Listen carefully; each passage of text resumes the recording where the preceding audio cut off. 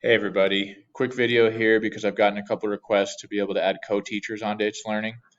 So if that's you, then this will hopefully be helpful and hopefully it doesn't take more than a couple of minutes because it's actually pretty simple. So choose the course that you'd like to add your co-teacher. Usually it's going to be a student services teacher. So in this case, I'm going to go ahead and select my world history class.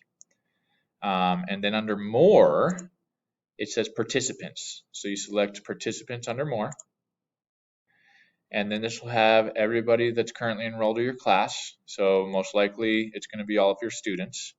Again, you can filter it by group if you just want to focus on one class or whatever. But in the case of right now, you're just going to go to the green plus, which is add.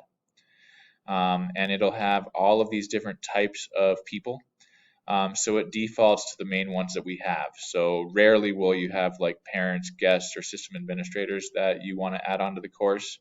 So let's say that in this case, I would like to add Megan Anderson. So I'm just going to go ahead and just put even the first few letters of her last name, and then it'll have all of the people. Oh, here we go. Perfect. Anderson, Megan. So I just select Megan. The role that I'd like to have her, most likely you're going to want to do teacher, but from Megan's perspective, I think that it probably would be sufficient to be able to just have the role of student because it's just the access as far as what they have access to.